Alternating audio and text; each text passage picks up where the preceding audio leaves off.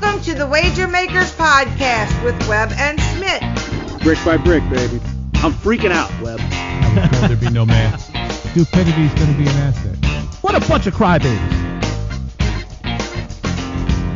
Hello, my name is Steve Smith, and this is Rob Weber. Say hey, Web.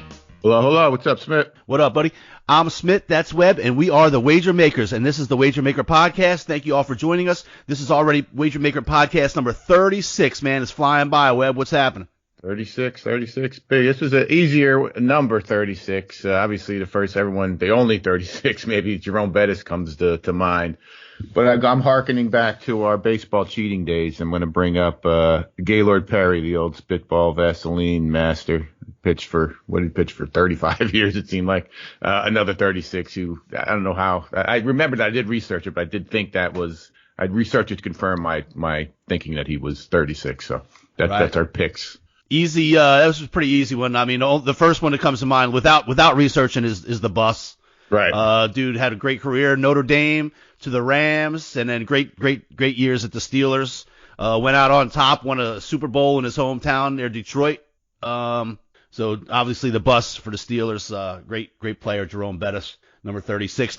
We're running out of some of these numbers have a little less. The 33s and 34s and 32s was you had to kind of think about it a little bit, but off the top of my head there wasn't too many 36s that I could think of. It's tough, yeah. 37, I got a couple I can do too. It's a lot of it's pulling back to the old the glory days of Major League Baseball. We might be hearing some names from back then. Yeah, because with all the cheating scandals, a lot of stuff's coming out too lately about pitchers using substances on balls and doing different things. Exactly. Necro was one of the guys, with the old knuckleballer guy. He's probably pretty good. He probably had some sandpaper, some Vaseline hidden on his trousers there, on his cap, stuff like that. Good old baseball stuff.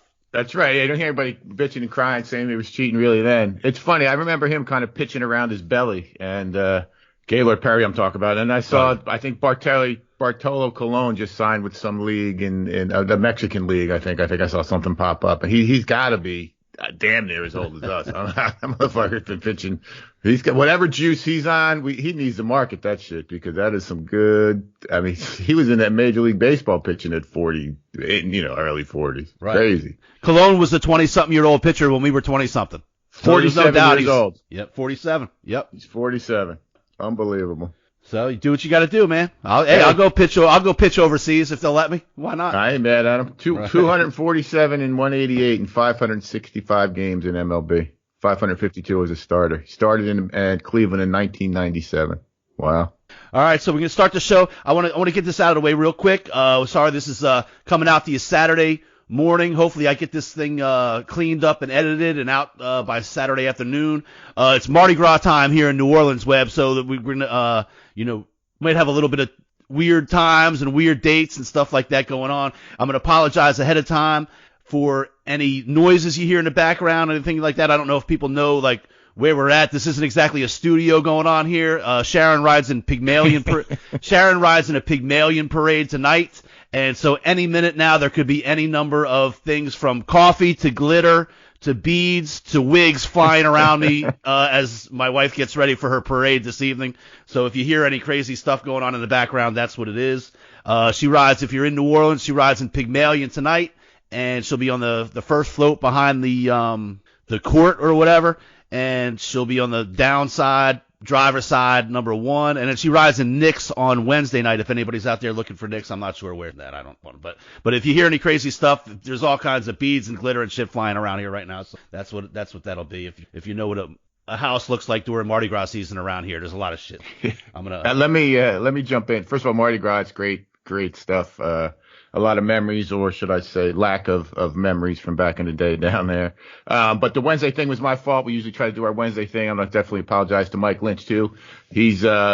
We have to talk about our intern opening up internship lately. Lynch is very, very interested in it. He was ready to come in for some trivia and some other stuff. And I had some stuff going on here, some work-related issues, and some stuff came up. So my fault. Smith's doing his best to juggle everything down there, and I kind of dropped the ball a little bit on Wednesday. So that one's on Web for sure. It's all good, but it might be the next couple of shows might be at weird times and days because with everything going on. But okay, speaking of that though. Mike Lynch. So we have some great listeners. So we've had a lot of people that we were like claim to be our number one fan. We've talked a lot about the internship. We talked about Nick Perrone and Chad Arnold. You said Mike Lynch. I want to give a shout out to Chris Garjul, Brad Bohannon, Stephen Doe, Marty Johnson, and Howard Smith. They're all very active on our Facebook. Obviously, Scott Wheatley. He's done a lot of stuff with us already with the horse racing and everything. Don't forget, check out our Facebook page. He's got his picks for today's fairgrounds races, and he's going to have more stuff, and we're going to have him on the show when we get a little closer to the Kentucky Derby to get his take on everything because he's following everything really closely. But to get into this, so our number one fan / intern, we've decided to have a competition.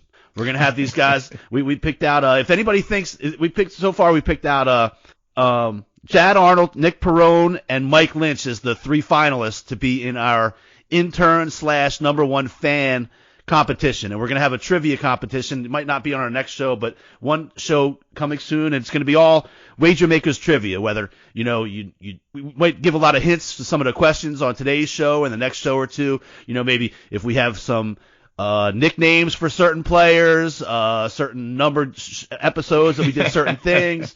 You might want to listen to those and brush up on your Wager Makers trivia. And if you think you belong in the top 3 and to be on the trivia competition, just send us a message. Let us know, hey man, I listen to this thing all the time. I chime in. I talk on Facebook. I talk on the Twitter, and I deserve to be the intern. Just so you know, there's no pay. That's right. No competition. No, there's no compensation. There's no perks. Right. You just get the label of the number one fan and intern. But you do get to set up. I think I finally convinced Webb this week. Got tired of relaying messages from him to Chad Arnold, to him to Nick Perrone from Twitter and Facebook. So you get to help Webb set up his social media presence. He's going to be Wager Maker Webb on social media. Just, I don't know, I think he's in hiding. Some of the, these gamblers, they've been around for a long time. They don't want to be out there on social media. I don't know, he's got something, he might have something to hide. Some women, he doesn't want tracking them down from back in the day or something. I don't know what's going on, but, all the above. Right. So that's what you get. So one day soon, but for those that are going to be in the competition, make sure you keep listening because we're going to be sending out, you're going to hear some of the things that we say, and you might want to go back and listen to some old episodes and brush up on your Wager Makers trivia. Couple things, but let me piggyback off that. Very, very funny thing. Nick Perrone sent in about, we were talking about the XFL and how happy he was there was no New Orleans contendant, no New Orleans team in there. So at least we could discuss the other teams, in the league, which was pretty funny. The other thing was, I think Chad sent it in about what's the thoughts on this Major League Baseball cheating, you tipping off pitches. And my response is, if you're the man, I'm going to tell you what I'm throwing. You can hit it. You can hit it. So I'm a little, more lenient on this situation. I'm not advocating for any systematic or organizational cheating. We can lead into this later too, but if you're tipping pitches or if the batter knows what a pitch coming, it's still very, very difficult to hit it and even harder to hit it where they ain't. And I think that's my reply was something along those lines, but that's kind of where we stand. And thank you both for those, for hitting us up. Right. Well, number one, Chad Arnold wanted to say, first of all, he's a Red Sox fan, so we're going to go right off the bat and say right. He's a Louisiana Red Sox fan. It's like the worst kind. You guys just pick him up because they like to root against the Yankees and shit like that. So he wanted to bring up, how many World Series did the Yankees win with like Pettit and A-Rod and stuff like that. He was talking about the steroids, and all I said was, man, again, everybody was doing this shit at that point. You don't think anybody on the Red Sox was juicing up? Come on, man. Come on, dude. So, and there's no problem with stealing signs. I just have a problem. I think there's different types of cheating. Using modern technology to do the cheating is a whole different ball game. If somebody's putting out signs, you have all the right to do what you can while you're standing out there and picking up signs and stealing them. That's just part of the game. Using gamesmanship, right? Using buzzers and TV screens and the like and telephones and shit like that. That's a little different. That's a little different story. As far as Nick Perrone goes, listen, man, I can't help it. The Saints were 13-3 this year. LSU wins the national championship. I mean, the teams down here are kicking ass. If maybe we should talk about the Jets every week. It'll be a big conversation. Guys doing that. Oh, we'll have a big ass conversation over who's going to get the number one draft pick next year. Every week. Oh man, if we lose again this week, we'll get the number one draft pick. We're going to be like every week during the season. Maybe we'll talk about next year's draft pick and see what we can get. Yeah. But I mean, they're not as whiny as the typical Saints fans, though, Smith. I got to stick yeah, up for my listen, I'm not sticking up for the Saints fans. They're whiny. There's some whiny bastards. LSU, Saints, there's some whiny ass motherfuckers. And another thing that just came to mind, the intern, another responsibility. We're going to brush up on my resume. I will be applying for the vice president of sports betting for the NFL. So that's another thing we got to start reaching out to some contacts, do some LinkedIn stuff maybe, and see what we could get going on with getting one of the wager makers in the NFL front office there. Yeah, I saw they just made a hire. The first time NFL has done something like that. The head, what is it called? The head of sports gambling or something? I think it's vice president of sports gambling. Yeah, who's the president? Yeah, so he reports to Goodell, I guess. Yeah, the president is the dude from Goodfellas. It's Sonny. Right. So, I mean, I think, this is something you could do. This definitely, the intern will be responsible for getting a resume, maybe sending us our shows to radio stations, different things, getting us out there. That reminds me, too. I think we should start just practicing our endorsements. I think we're going to sit here and start drinking a beer while we're on the show and talk about the different types of beer, what it is, and practice our endorsement. Yeah, I agree. Less filling, tastes great. Back old school. We'll be one or the other. We should start practicing that kind of stuff. And hey, we can be bought, folks. If you want to trade us some T-shirts, trade us some hats, do whatever. But this would be the kind of interns we get. Most guys get like some hot chicks straight out of college to come into the office and do some stuff. We got Mike Lynch, Nick Perrone, and Chad Arnold fighting. 50-year-old men. Yeah. There's our groupies. Groupies. Yeah.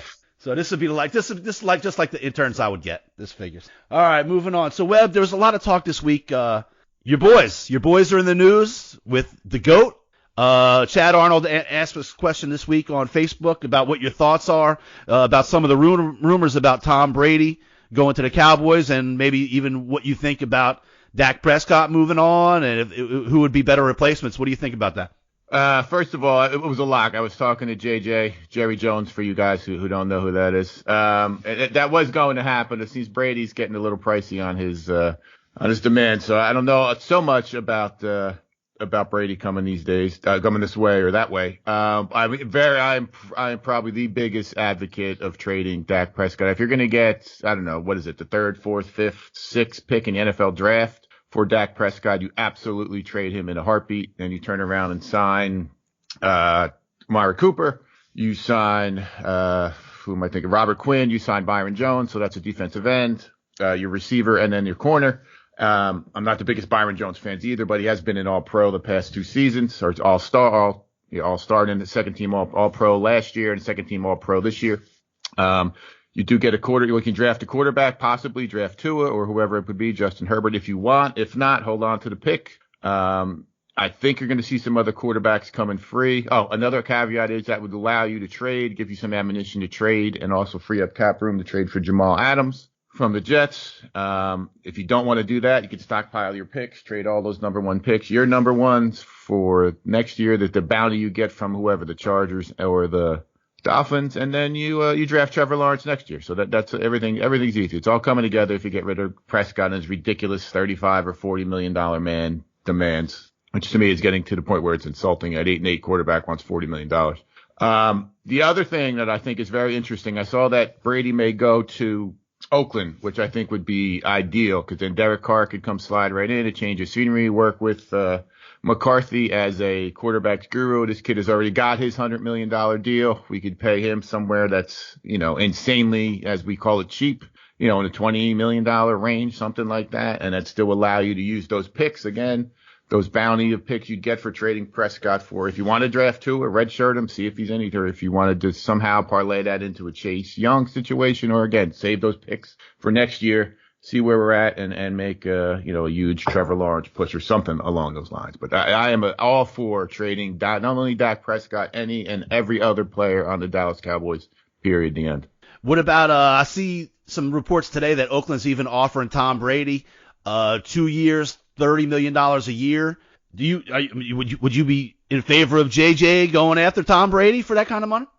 In the scenario where we're going to have the number 4 or 5 pick, absolutely. Yes, no doubt. 2 years, I'd give him 2 years with the team, make this team as strong as possible, still draft, like I said, go out, get Jamal Adams, lock up these guys that we're looking at, use that pick to, to draft your quarterback future. Like I said, Tua or Herbert or whoever they see, or even maybe not even draft, maybe not even do that. See what's out there.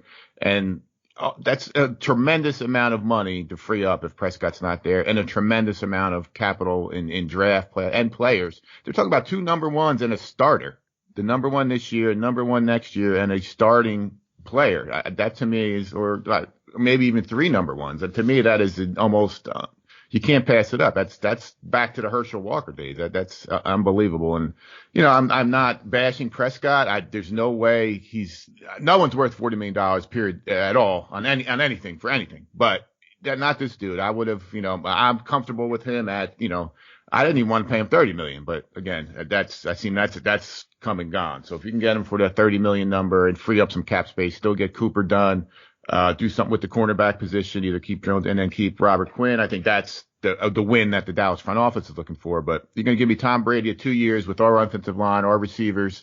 As long as McCarthy, the head coach, is behind that 110%, I'm all for it for sure. I think that is, you're better than you were with Prescott. All right. So Tom Brady, it'd be interesting to see Tom Brady with the Cowboys. I'm interested to see Tom Brady. You want to talk about a circus? With anyone. I'm interested to see Tom Brady with anyone but Belichick, and just see where it goes. See if he can see how well he plays, see how the team does, stuff like that. So that'd be cool. A lot of rumors going around the NFL. Obviously, Phillip Rivers has been let go by San Diego. A lot of quarterbacks out there. This offseason seems like it's going to be a lot of things going on. And when you mentioned the Saints fan base, a lot of speculation down here, a lot of crying, a lot of crazy shit going on. So Taysom Hill comes out this week and says, "Look, I think I'm a franchise type quarterback. I want to and I want to get paid and deserve like one. And if it's not with the Saints, then whoever decides to do that, I'm happy to do that." Oh, the Saints fan base channel. Here we go again. Oh boy. He was everybody's favorite guy in the world last week. Taysom Hill. Until he comes out and says, "Okay, I'm everybody's favorite guy." Well, I believe I'm that guy too. Fuck, so you pay me. That's good, fellas. So I don't know who has more crushes on Taysom Hill, the Saints fan men or the Saints fan women. But all of a sudden, everybody was raising hell. So we got this situation here. Drew Brees is kind of in limbo. We're not sure what he's going to do. Obviously, Teddy Bridgewater went 5-0 as a starter this year. He's going to demand. He kind of took a little less money this past year just to be set up like this. I think he made $7 million for a 1-year deal last year just to be set up the way he is right now, where now he's the backup quarterback that went 5-0. And so now he's going to get from somebody his $25 million a year probably. I am not hearing that. Our wager makers insider are not saying that. I'm hearing the $15 million range, a bunch on an annual basis, but a bunch of money, guaranteed, but nothing in the 25. That's what we're hearing anyways. And we're also hearing his name mentioned with the Brady, up in New England as well.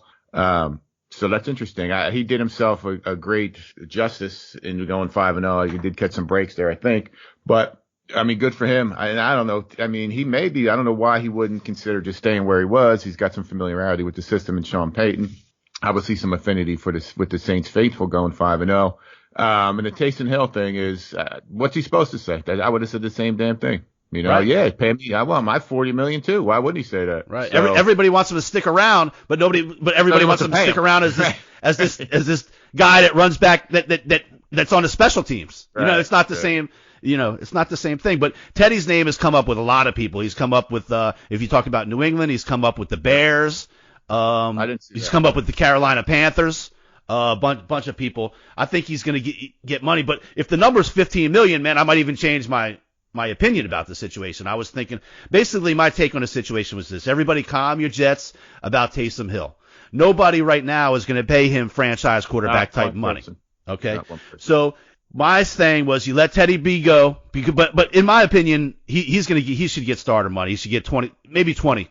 He should get 20 because he's 5-0. He's been a starter. He was a top draft pick, first round draft pick. Obviously had the big injury, but he's shown that he can come back. But I don't think the Saints. Did Minnesota to the playoffs too? I think he did, right? Yes, for his rookie year. His rookie year. So, he should. I mean, he's a little disrespected, I guess it seems like at this point. Right. So, and he's come out, like he said, so he had a really cool tweet or something this week that was talking about, young kids lifting yourself up. If you've been that hungry kid or the kid that was disrespected when you were young and a poor household, I've been there, and keep like a big long thing. I posted it on our Facebook page, but this guy's a quality guy. There's no questions about his off the field background and any of that kind of stuff. I mean, this guy's a quality guy. To me, if he was $15 million, I'd sell the Saints to sign him right now. But I had in mind the number one franchise type guy money, $20-25 million. But when I was saying that, my opinion for the situation should be this: that the Saints should lock up Taysom Hill for $10 to $12 million.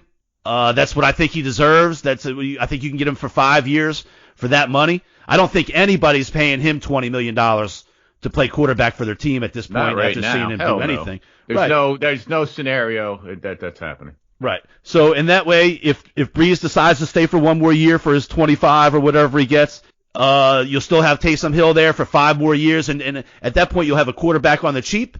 If Drew Brees leaves, you got your quarterback of the future right now. You got the offensive mastermind head coach to build your offense around him, just like they did Lamar. Instead of trying to make him a pocket passer or whatever, you can let him do what he does and build the offense around him like they did Lamar Jackson in Baltimore, and let your offensive mastermind have a whole new project to work with and move forward that way.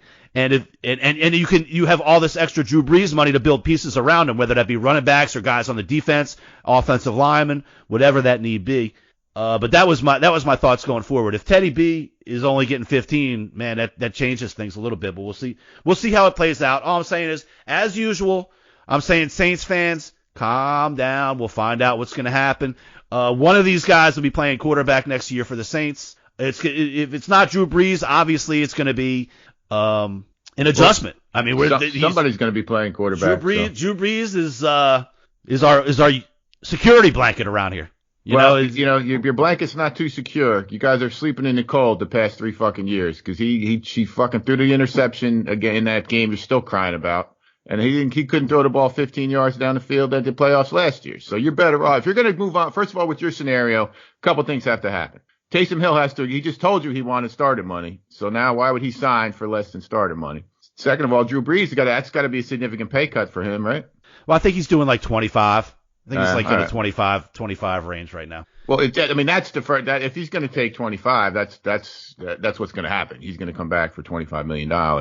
But also the same insiders are telling me Teddy's getting 15. They're saying all these guys, Rivers, Brady, not so much Brady, Rivers and Breeze in particular, he mentioned, were just just floored by the amount of money Tony Romo is getting for not taking any hits, any OTAs, any of that type stuff, and he's beloved. He's a kind of a butt of a joke, especially around here with Giant fans. Now he's, everyone loves him. So that's the other thing that I was kind of hearing too. But I think if Drew Brees is going to stay at, 20, you listen around the league, and everyone's saying Cam Newton is going to be a great pick because he's only going to make 20, pick up or whatever it is. He's only making $21 million. So, if you're going to get Drew Brees, like I said, you're going to get to the playoffs, and then hopefully the luck will change there a little bit. But if he's going to settle for 25 million, not rock the boat, you can do something with Taysom Hill to stay there. That's I think that's a great scenario. I just don't know there's a lot of moving parts and people are going to check some egos there. Right. Well, my point is Taysom Hill can say he wants starting franchise quarterback money all he wants. That I think if they bump him up to like a really good backup quarterback type money, that's a pretty big adjustment. And the Saints, as far as Taysom goes, he's a restricted free agent too. So the Saints will have a chance to see what other people are offering before they decide whether or not to sign him or not. They'll have an opportunity. Oh, well, that's the biggest part of this. Yeah, let him go. Go ahead, go see. See what you can get. If you're going to give you $25 million, knock yourself out. But if not, and I think they put what they call I'm not a contract expert. They put what they call it like a first round tender on him. So so to get a first round pick. If they don't sign, match the offer he gets, they get a first round draft pick from you. Then it's getting an even from more a guy that they signed off the practice squad from Green Bay 5 years ago that plays on the special teams. So right, it's getting even more and more. Right. Yeah, ridiculous. All right, so. All right, that's cool. Moving on. So we'll stay in the NFL real quick. This week in the Antonio Brown saga. He comes out and he comes clean, man. He apologizes to the NFL, apologizes to Big Ben, says he doesn't know how good he had it. Nothing's ever been as good as he was when he was with Big Ben. What do you think about Antonio Brown this week? You know what? I have a couple daughters. So back in the day, I watched a movie with my older one, Lex. It was How to Lose a Guy in 10 Days or something like that was the name of this movie. Matthew McConaughey was in it, I believe. What we're watching here this is an Academy Award performance. Academy Award director, Academy Award actor, Academy Award writer on how to lose and fuck up damn close to a Hall of Fame NFL career in what's it been? 10 months? Has it been a full calendar year? I don't know. It's been since we started, so it's been, I guess, our 36th podcast. He's been acting a fool. And then it's just, his best thing is just to go and sign with Merck or something and do some type of Prozac commercial. Like, I started taking my pills and now I'm back. I realize but there's this dude. This is almost, you could almost cry. This is sad what happened to this, but it is an absolute textbook clinic on how to fuck yourself out of $100 million. Yeah, if you think about it, it's been way less than a year because he even played couple games played a game with New England. That was probably the third, fourth, fifth game of the season or something like that by the time he was in New England. So, that was probably October. I'm guessing off the top of my head that he probably had played in the game. So it's only a couple months. So, I mean, what's the motive for this? What's the win here? What's going to happen? Pittsburgh's going to go, oh shit, all right. I think he's hoping that I think he thinks sucking up the Big Ben is his last resort now. You know what I mean? Like there's nothing else I can do than to have Big Ben go into the office for me and say, hey, I'd play with this guy again. Yeah. That's his only hope because nobody will touch this guy with a 10-foot pole. Why would you? Jeez, that's. I mean, Michael Vick went to jail for killing dogs and came back and played, right? I mean, Come on. Right. Yeah, I don't know. And that's, then that just leads into the other, Big Ben. He's got his own issues, I think. You see, he's on the Oprah Weight Watchers plan. The dude's on weight. He's gaining more weight. I'll tell you, they showed tells he looks bigger than the left guard. He's bigger than David, what's his name? David DeCastro, whatever the left guard. He's bigger than Pouncey, bigger than the center. They showed a picture of him on a sideline. I think it was one of the last games in the NFL this season. They didn't make the playoffs, so it might have been week 16, week 17. Man, had a beard. He looked like he could sit right with the Steelers faithful, drink beers and eat wings all day long and eat bratwurst all day long. Yeah, he looked like he belonged in the dog pound. The Cleveland Browns dog. Dude, the beard is doing him no favors. Shave the beard and wear some black. I think when I saw him, I really thought, I was like, when I saw him that time, I was like, he's not coming back ever. He's not. He's done. He's decided football is not for me anymore. Decision. So we'll see. We'll see what turns out with that. Another interesting thing from Cowboy Nation, Smith. I don't know if you saw Des Bryant is doing his best. Doing his mea culpas, his best, groveling at the feet of Stephen Jones here. And then he's got guys even saying they'd like him back in the locker room. I think even Michael Irvin came out and said it would be something that would happen. And now the latest thing is he's going to play tight end. He's willing to do he'll take Jason Witten's spot, play the mentor role that Witt played, and do the needed blocking and just run some red zone routes. Just to come back to the family. So, listen, man, and it's funny. I'm all for it. I was never Des. I don't have any. It looks like Des had a lot of issues with Linehan and Jason Garrett, which, I mean, obviously that situation played itself out, and it does make some sense. They were real good between. That's what I tell all my Giant friends. My boss, a Giant fan. I'm telling you here and the LSU faithful with Linehan and Jason Garrett, get a good kicker because you're going to be real good between the 20s, and you are going to lay up for a field goal every fucking time. So, oh no. A lot of threes, baby. Yeah, Coach O found his replacement for Brady a couple days ago. Linehan, your old boy. You're not a fan, Webb? No, not really. I mean, I'm not blaming everything on that laying it at his feet, but he's just it's one of some mind-numbing things, and again, very good between the 20s, and then it was the same old. I could call the play anytime we got inside the 20, and if I could do it, I'm sure a defensive coordinator in the NFC East could do it. So no, not a fan. Glad he was gone. I was glad he was gone 2 years ago. And I am glad Jason Garrett is gone as well. All right. A couple more things. Did you see your boy down there in Tampa, Jameis Winston, got eye surgery this week? So maybe he'll maybe he, the 30 for 30 man last year, 30 interceptions, 30 touchdowns. That's what it was. Everything's perfect. That's what it was. Like, is he colorblind? Was he colorblind? I swear, I'm just sitting here. I'm laughing. You cannot make this fucking shit up. You cannot make it up. Oh, you know what it was? I had bad eyes this whole time. I better get in for that LASIK thing. You know what, Smith? It's funny. I tell my kids if there was LASIK in 1987, I'd be Jetson Verlander. That's what I tell. That's the same thing. That's the same fucking story Jameis Winston's telling his fucking kids. You know what? I could have been. I think he's telling the coaches that. I think he's telling GMs that. Right. Hey, listen, it was all my eyes. I never knew. Yeah, I never thought of it. Yeah, right. It's hilarious.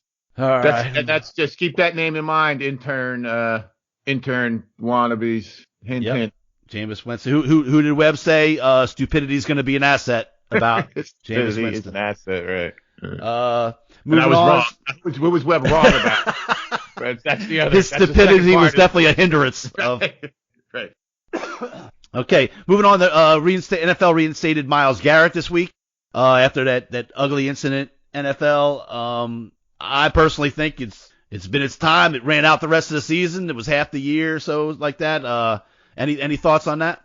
I agree. I think it's been long enough. It was so long I damn near forgot about it.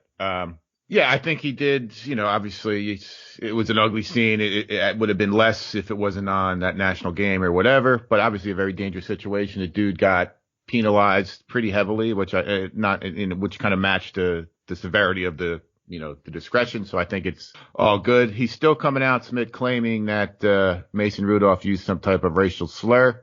That part, if I was him, I would just kind of let that die. You're reinstated into the league. Keep your, mind you don't hit anybody with a helmet, and this will eventually go away. You could still go on and have a great career and make a ton of money. What's his name? Cowboys gave Greg Hardy a second chance. The guy had like 17 guns and threw his girlfriend on him on a bed or something like that. So drop this. If he did say some type of racial slur, that would have been news.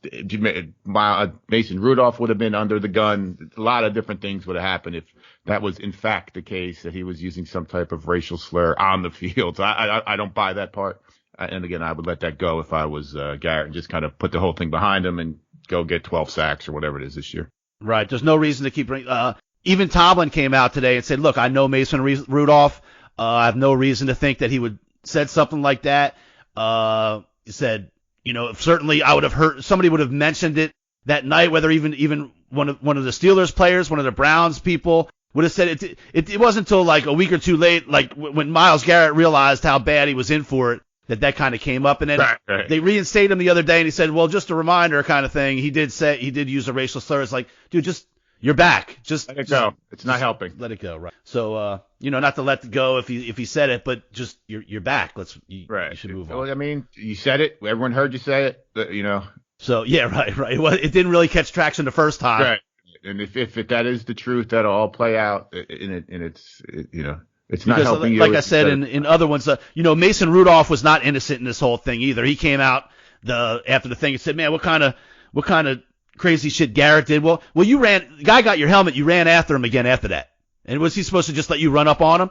Just because you lost the fight doesn't mean you're innocent in the situation. He tried to kick the guy in the balls, everything. It's not an excuse to beat a guy with an object who's He just happened to have it in his hand. Once shit goes awry, you do what you got to do. The dude's running up on you. You got a helmet in your hand. You whack him in the head. Let's take some calls from Rahway State Prison, Smith, to see what the guys do. I think the NFL's chimed in. I had it in my hand. The NFL's chimed in, and if it happens on the field, you get away with a lot more than if something happens off the field. In other words, if it's abuse at home, something like that, they're a lot more strict about those things than it's something that happens on the field. Look, that game got to look at what Pouncey did later on and all the stuff that happened. Once things go awry on the field, shit can happen. If you're a quarterback, you're just as ridiculous by running after a dude that's a defensive end that's got your helmet in his hand. Just get your offensive linemen are already trying to come to your defense. You were every bit he was every bit as out of control as Myles Garrett was. He just got his ass kicked. That's the only difference. He just lost the fight. If he runs up on Myles Garrett after the play, 10 seconds after the play, and whoops Myles Garrett's ass, everybody's like, "Holy shit, that was way after the play. That was ridiculous." It'd be but he lost the fight. If you lose the fight, doesn't mean you're innocent. If Myles Garrett punched him in his face with his fist, that's a different thing than beating a guy with a helmet. He just happened to have the helmet in his hand. Again, let's talk to some guys, some criminals who I just happen to have a gun in my waistband. If I didn't have the gun, I wouldn't have shot him. On the field's different. On the field's different. Right. You don't get a pass because you're a puss. You don't get a pass because the dude whoops your ass. That's it. Wait, I didn't think he pressed charges, did he? I mean, No. What did he do? What was Mason Rudolph supposed? He went after a guy who was bigger than him. He didn't say, please suspend this guy. Oh, he came out. He came out after the thing and was like acted like he was the victim in the entire situation. That's all I'm saying. He was not. He was the victim because he lost. Well, that's a victim mentality. Clearly, the powers that be disagree with you, and I'm going to have to respectfully disagree with you as well. All right. Well, I'm just saying you're not vindicated because you lost the fight. The guy's not at fault because he won the fight. Once things go awry, the dude's kicking at his balls, everything else, and then he gets hit in the head with goes running after the guy. The guy's got his helmet. You hit him. Should have been a defense attorney. You're not off the hook because you lost, because you got your ass kicked. Okay. That's how I feel about it. I mean, Look, Myles Garrett, the whole thing was wrong, but Mason Rudolph is not innocent in the whole situation. Okay. All right. That's enough for the NFL. Web, the XFL, they had the top 4 rated viewers sporting events last week in the age range from 18-49. You think this league's really going to catch on this time? The jury obviously is still out there, but it just tells you two things. People love football and people love to fucking gamble. That's what that tells you. So, I think it does have some traction because I don't think it's shying away from the NFL. It's not trying to be a true competitor. I saw an interview with Bob Stoops, I think it was this morning, and they were asking him, obviously he was just kind of openly talking about how this players can use this as a springboard to get to the NFL. They did ask him if he was using some success from here. The game was great. They asked him if he was using this, if he had some success, would he get back into coaching, maybe in the NFL or college? He goes, people ask me to come coach all the time. Right. So it was hilarious. But I don't think they're shying away from that. They're not shying away from the gambling aspect, which obviously the NFL is no longer doing either, nor the NBA. So, I think it has a chance. It's pretty much a truncated season. The timing is right for it. Right after the Super Bowl, we're still kind of football happy, and then the withdrawal kicks right in, and then everything's heated up with free agency and the draft. So it has a chance. I think it's got a bigger financial backing, and I think it's got some, not that people running the other leagues were not smart, but some smarter football people behind it, Oliver Luck in particular. Yeah, good. I guess to me the players played hard. It wasn't as ridiculous as the XFL the first time they came around, where it was like championship wrestling. Right, that was more wrestling than football. Right, this seems to be more football than anything. I mean, they play obviously, but. I did like how they did the coin tosses in the old XFL. Remember, they had like 2 guys out in the middle of the field, and they'd roll the ball out in the middle of them, and they would do like a fumble drill to see who got the ball first or whatever. That was pretty fun. So some interesting rule changes. You can go for like a 1-point conversion, a 2-point conversion, or a 3-point conversion, I think it is, from different yard lines. I thought that was pretty cool. I don't think it's something necessarily the NFL has to jump on right away, but just some interesting ways to look at it. They have a different type of kickoff that makes the guys, I guess, a little safer without them running all the way down the field, and still seem to be pretty competitive. And the stuff that, if you look, all the teams are basically located a few yards from the returner, and they can't move until the guy gets the ball. So I thought it was pretty some of those things were pretty cool. Like you said, look, this league embraces gambling and it's football, and that combination is going to go a long way. They've already said they're not going to overpay. They're not going to overextend themselves. Kaepernick was looking off all kinds of crazy money, and that would have been a big publicity stunt for him. But they already said, look, we're not paying that kind of money for somebody to come play in this league. It's a good springboard if somebody wants to keep playing. I watched the other day, Cardell Jones. He was a high guy coming out of college at Ohio State. A lot of got some good players out there. Sam Coates was a receiver for the Steelers for a while. There's a bunch of guys. Well, there are a handful of guys. Yeah, I mean, even there's guys that you don't even know. And they said like the skill positions, particularly wide receiver and cornerback, maybe even safety, or have the best chance because you can kind of demonstrate some ball skills and some stuff like that, speed, different, and some shiftiness. So but I got nothing against it. I'm rooting for it. It's cool. I have something else to bet. But like we said, Smitt in our text after the games, you lose the same way. Fucking half point here, going for two, not getting it. Dude, fuck me on a field goal. Unbelievable. Right. They had the one over and under. I think the first game, they came out on the number. On the number. Again. In the first ever XFL game, and the smart guys come out with the over and under, and it was on the number. And I think there was like a missed field goal or something stupid, where they went for the 3-point conversion and didn't get something ridiculous. Something it's like ridiculous. going down to the park and seeing 10 dudes playing 5-on-5 and picking the over under, on the number. Right. Crazy. So I guess speaking of which, for Giants fans up there by you. Pepper Johnson was the defensive coordinator for the Los Angeles Wildcats, and he got fired after the first game, Webb. Love it. So they mean business. They mean business in the XFL. Hey, it's cutthroat. The XFL is cutthroat. And not only that, I think they waived the middle linebacker who was the team captain, like the first guy they took on the team. So I don't know I don't know how that, that 180 happens, but I was in favor of that. That was a funny text for going back. That's good. Fuck you, pay me. Like they said, you're not going to perform. Obviously this ain't working. So let's move on. Let's not, Obviously, the defensive coordinator and the defensive captain did something completely opposite of what the head coach told them to do. So they were out of there. I wonder if all right, so that's fun. There's a couple more games, couple games today, couple games tomorrow, and we'll be putting some wagers on those, I'm sure. Moving on to NBA All-Star break. They announced a few guys going into the Hall of Fame. Obviously, Kobe and Tim Duncan and Garnett. Yep. No obviously, brainer. really great players. Yeah, that's a nice trifecta right there. And obviously with Kobe, that's going to be the crazy induction ceremony. Get your Kleenex out for that one, Smitt. There's going to be some stuff going on there. Zion had a nice night. They had the Newcomers League game last night. I think he had 14 points. Webb, this dude, I've been watching him. He's a real deal. The other night, last week, 28 minutes. He had 31 points and 9 rebounds. Last night, Thursday night against OKC, he had 32 points. This guy is the real deal, and he's just beginning. I'll tell you right now, I would take him over LB. This might be, if you're looking for trivia questions out there, our initials for Anthony Davis are not AD, they're LB for LeBron's bitch. Yeah. And I would take Zion over him right now. As is. This dude is a game player.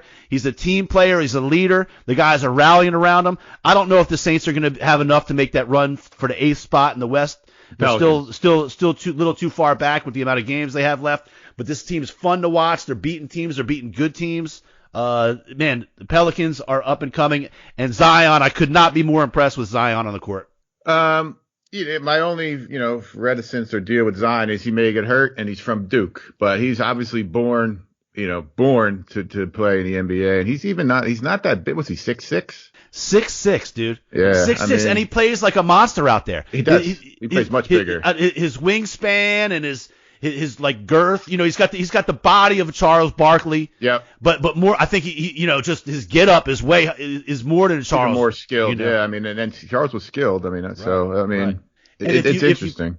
If you put a smaller guy on him, he'll just back him down. And he's got the moves. He's got the moves on the block. Yeah, and if you put a big guy on him, he he lays off him. He just cuts down the distance in no time and is by the big guy. He's very so explosive. He's quick, explosive. His first step, he goes first step from the elbow to the goal in like in a fraction of a one step from the elbow to the goal. Oh, he's definitely impressive, and they're looking. I don't know. It's going to be stretched for them just because I think Memphis is playing so well. I mean, that's kind of who they're playing there for that last spot. But I mean, either way, it would be great for the league to have them play the Lakers, but. Oh, that would be fun. I don't know. I think they're running out of time. And they lost Thursday night to OKC. Yeah. That was an important game. At one point, a couple weeks ago, they were still like 5 games back, but they had to jump over like 4 or 5 teams to get to that point. They're now to the point where they're only 2 teams from that 8th spot or something, like 2 or 3 teams from that 8th spot, but they're still, like you say, Memphis is still playing well. So Yeah, John Morant's having a hell of a season too. They're talking if Zion has a chance or enough time to be the Rookie of the Year. I think if he had obviously played like this from the beginning, that conversation would be over. I don't think he does. I think they'd be smart to continue to limit his minutes for this. You know, it's kind of, if it's not broke, don't fix it type thing. They could get better, obviously, I'm sure, but there's no sense jeopardizing him for the future that it looks like they could have. You know, and especially this year with the way it is in the West, it's you know, so stacked, so stop heavy with those 3 or 4 teams. I think just keep going as it is and see what happens. But I'm rooting for him. I mean, and that's a long time since I've said anything about that about a Duke player. So right. All right, sounds good. We can move on. NBA's heating up. We'll be getting more into that coming soon. And NCAA, we're only a week or two away, a couple weeks away from conference tournaments and stuff like that. So we'll be getting much more into that. Webb, your North Carolina Tar Heels. What's the story with them this year? They're not looking too good. It's inexplicable. I can't explain. I don't know how you could fall off a cliff like this. I don't know. I've been pissed at some Cowboy games in the recent past. I don't know that I've been more pissed at North Carolina than I was that other Saturday night against Duke. Just the way they lost the opponent, I was furious, fucking furious for the way that went down. That would have been a season saver for me, regardless of what went on the rest of the year. Obviously for me and the rest of the Carolina nation. I don't know. I am dumbfounded by what's happened with them. It's, you know, every team loses these star players. It doesn't matter. You had 3 guys in the top 15 picked. That happens to Alabama and Clemson football every year. It happens to Duke, Kentucky, Michigan State, Arizona, and in hoops. So I'm not sure. And it's an issue. It's a problem. So I don't know. This would be the first year in a long time. I guess North Carolina will not probably be in the there's no way NCAA tournament unless they make some kind of crazy run in the ACC tournament. But there's only that. There's no way that they're making that could. They would not. Would they be? I mean, the only reason they'd make the NIT is because they're a draw. Right. They're losing at home to Boston. It's shit that's happened. They lost to Clemson at home. It didn't happen like 60 years, 59 years. Yeah. The first time ever. So they're breaking records, huge records in a negative on the negative. The records way. You don't want to break. Right. So I am one of the biggest Carolina fans out there. I'll give them, but next year obviously we need to be back in the Final Four or something like that. So. Yeah, it's time for a coaching. North Carolina only gets a couple years like this. Right. Even Roy Williams is can't do it. Even with all that equity he's built up. So Webb, Major League Baseball teams are in training camp right now, completely full in, not just pitchers and catchers. I think everybody's doing the workouts now. Major League Baseball came out with some new playoff type scenarios that they're thinking about and working on. It's caught a lot of controversy. I've seen a couple things, maybe 7 teams going into the playoffs instead of what's now 5. The wild card games right now are just like 1 game play-ins, and they'd be 3-game series. And they also talked a little bit about like the number 1 seed getting a bye, and then having some type of selection show like they do for March Madness. Whereas a team, like if you're a higher seed, you get to pick who you would play in a playoff scenario. In other words, if you're the the number 2 seed would go first and pick. Okay, I want if they win, I'll play the number 4 seed or 5 seed or something like that, and then it would go down the line, and teams would decide who to play. Any thoughts on the new Major League Baseball? When I saw that part of it, I thought it was a joke. That way, that can't be serious. There's no way you're going to pick who you want to play. That doesn't work like that way. Sorry, no, that cannot be put into it. I do like I like the way the playoffs are now. Back in the day, there was only 4 teams, or how many teams are making the playoffs? You had to win your division or you're done. I do like the wild card. I like that they brought that in. I like the finality of it. It's 1 game. That's it, you know, and you got to kind of play. And it adds some drama and some strategy as to going up to the end of the season. Do I pitch my ace here? Because if I don't win, then I'm not going to make the wild card. If I pitch him here and I win, I'm not going to have him for the wild card game. All that good stuff. So, I mean, I don't know why. I don't know what this is. I wonder if this is a knee-jerk reaction to how football in general and the NBA has kind of opened and embraced sports gambling, and this is a way for Major League Baseball to generate some more ratings or eyeballs or whatever. But I don't think I'm a fan of any of those rules you just mentioned. Right. Obviously, the reason they're talking about this is to get more viewership. There's no doubt about it. Right. And going down the stretch, and if 7 teams are making the playoffs instead of 5. We've seen how much just the wild card has made going down a stretch. Way more teams are in it nowadays. Everybody's within a few games. Everybody's within a few games of that last playoff spot. So if they add a couple more, obviously would do this. But I'm going to save the Major League Baseball the problem right now, Webb. Okay, here we go. All right. Love it. You want more viewers? Right. Be more gambler friendly. That's it. There's a reason. We've talked about the XFL. We've talked about the XFL. Look, you should be able to go to a game or get on an app for any baseball game. If you should be sitting in a stadium with your iPad out or with your phone and your app. You should be able to bet on every pitch. Yep. Is this going to be a strike? Is it going to be a ball? Is it going to be a ground ball, a pop up? Is this going to be 3 up, 3 down? Is this inning going to be over under 1 run? Are the outs going to be strikeouts? You do that, you take care of everybody be watching. Yep. Major League Baseball is not big with the fantasy. Major League Baseball is not big with the gambling. Make it you can bet on anything in baseball, and it's slow moving, so you got time to do it. Time, right? And motherfuckers are already cheating. What are you going to worry about, the integrity of the game? Right. I mean, listen, they got to go to the Howard Stern School of Broadcasting, man. Lesbians and strippers, that's ratings, dude. Come on, embrace the technology, embrace it. Like you said, you have everybody sitting there with their phone. Like this dude, this definitely gonna be a fastball, Right. We mentioned it. We mentioned it earlier. NFL's got a vice president of sports betting.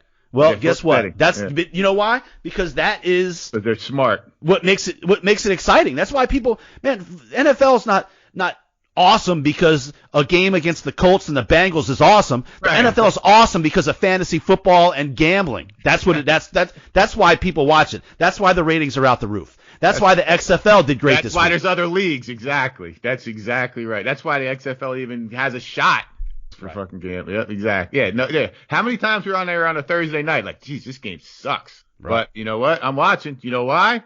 I got some fucking action. Right. Watching a Tuesday night MAC conference football game with Miami of Ohio against Akron. But it's every game's a Super Bowl when you got the money on it. Like, we're sitting at a baseball game, me, you, and the boys, and we're betting on whether after the end of the inning the ball rolls back and lands on the mound or not. Home rules. Yep. Right. Yep. Yeah, I mean, that's what the mound. Otherwise, why did you just sit there for 4 hours for a baseball game? Right. It's not your team. Yep. One out of 162. Right, for 4 hours. Right, for 4 fucking hours. Exactly. Major League Baseball. We talked a little bit about the cheating and stuff like that. I don't know how much more we want to go into that, but there are more repercussions coming down the line. They got this pitcher that pitched for the Blue Jays, Mike Bolsinger, and I guess his last outing was against the Astros this year, and he got clobbered. So he's saying before he got sent out of the major leagues, he's basically saying, look, this cheating ass team, they cost me my paycheck, my living. Same thing if you're Rookie of the Year, MVP, and one of the guys, maybe Altuve, I guess, did he get MVP? Stole it from other dudes. That's big money stuff. It's not, and not only that, but these guys that put up these big numbers for the Astros, if they got some big contract, why wouldn't you have some type of repercussions moving forward? If some Astro guy gets signed over you and you weren't doing this stuff, I mean, I think they have legitimate beef here. I don't know if anything's ever going to come of it, but I think there's big money deals made on these stats, and if any sport is statistic driven, it's baseball. And if you're putting up better stats than the other guys, I mean, by cheating, I don't know. Well, that's first. I mean, it's unquantifiable. I get it what you're saying, and I understand what this guy did. I don't know how they could quantify and say, well, if these guys weren't stealing signs, he wouldn't have gotten a hit or whatever it was. But you're right about baseball being I mean, they invented metrics and analytics or whatever all that shit is. Billy Beane, they made a movie about the guy, how he did it. I mean, again, it's an issue. It's definitely a black eye for baseball. And we also, the guy on the A's, we sent a story that I guess the dude's on the A's now. He's a second base. His name is Long. He got called up in, I guess, 17 in September to the Astros. And the first, he said immediately, dudes came to him and said, hey, man, this is what we're doing. Do you want in on this? And he said no. He said he didn't want to do it. He said he was swinging. He wanted to see what what he could be in the big leagues type shit. He was brought up because he was swinging the bat well down to AAA, so he actually turned it down. But that just tells you how far-reaching and right. It was a whole organization. Right. I just how this is what we're doing. It was like it's almost like the mob. This is how we're moving forward. This is our strategy moving forward. This is a business model, right? So like as soon as the dude got there, they were on him. So he did say that there was no. They asked him, he said no, and that was kind of the end of it type thing. So there was no, pressure to be complicit. But I don't know, man, that's just still bizarre. And the thing too, like we're saying, like the thing with Joey Cora, how the dude was like the major player in that, and then rolled that into, a manager, World Series champion, winning manager, and he was a toast of the town for a while. Like every story, this guy came from nowhere, blah blah blah. What a great guy, crazy success story. So it's definitely tainted, and it definitely leaves a bad taste in everybody's mouths. But at the end of the day, what can you really do about it that you can with any certainty? How could you tell? Right. So it's obviously it's yet to be seen how far this goes. I think Major League Baseball probably just hopes. Look, let's get to the season already. Right. This is one of those things he's going to talk about all off season. Every time you see an Astros player, every time you see anything with the Astros, they're going to be talking about it. I'm sure Major League Baseball is like, let's just start playing ball. Let's just start playing ball already. And let's have the Astros not make the playoffs and right. Yeah, move on. Yeah. Or have them make the playoffs with under scrutiny, have them win the whole thing, and go, okay, look, it wasn't that big of a deal. Right. It's not that big of an advantage. Yeah. That you're probably right there. That's probably the best. You have them go and right under the microscope. Dusty Baker taking everything old school baseball, 110%. Right.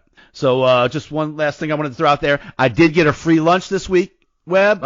Sharon bought lunch with her winnings from picking orange Gatorade in the Super Bowl. Wink, wink. Trivia question possibility.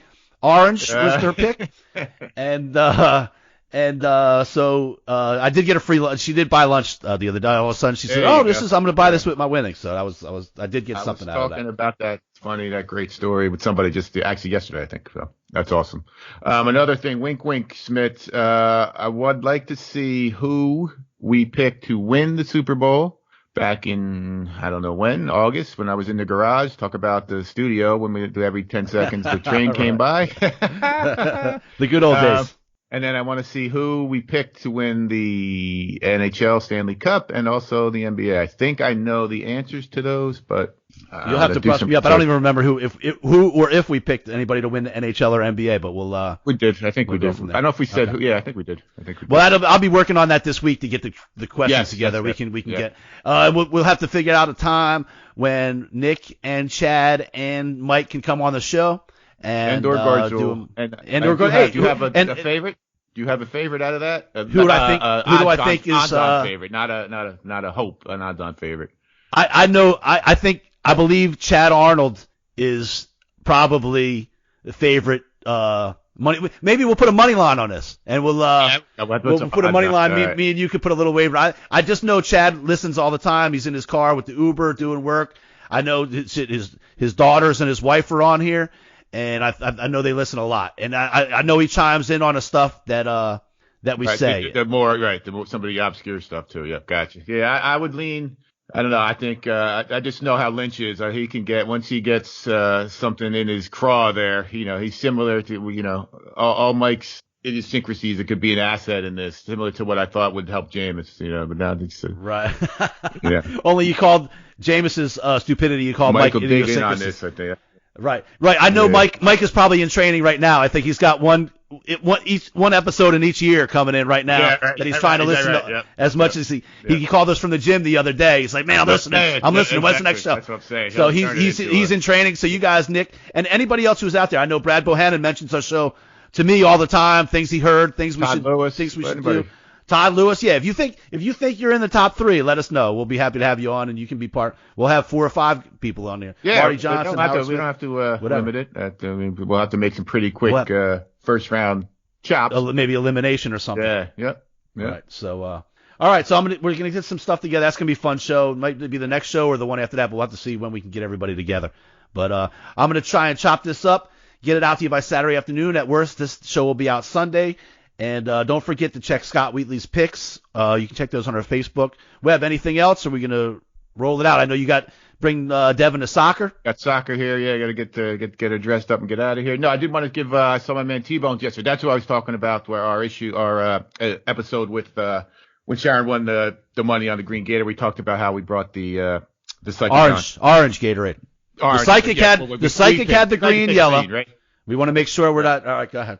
Right, no misinformation out there, right? So then I'm gonna give him a shot. I haven't seen him in a while. I miss him, and I'm gonna see he hooked me up with some sweet golf clubs. I got a golf trip coming up, so I want to thank him for that. That's about it, man. All right, what up, T-Bone? All right, I can hear the beads and glitter and wigs starting to rustle around back here. I'm gonna get going. I gotta bring Sharon to the float. John Grove, thank you for the bumper music. Keep an eye out. He's got a new single out. You Do It, and iHeartRadio, TuneIn Radio, Google Play Music, Apple, Podbean, Spotify, Stitcher. Check us out on SportsWatchMonitor.com, Facebook, The Wager Maker Podcast, Twitter at The Wager Makers, Instagram, The Wager Makers. Send us an email at TheWagerMakers@gmail.com, and Devin is going to let us know about YouTube. Hi, this is Devin Weber. When you go on The Wager Makers Podcast webpage, make sure to subscribe, hit the like button, and hit the bell to put on your post notifications. Thank you. All right, thanks, Devin. Thanks, Debbie. Brick by brick, Smitt. And everyone out there, remember, we are for sale. Any sponsorship or opportunities, please don't hesitate. Definitely.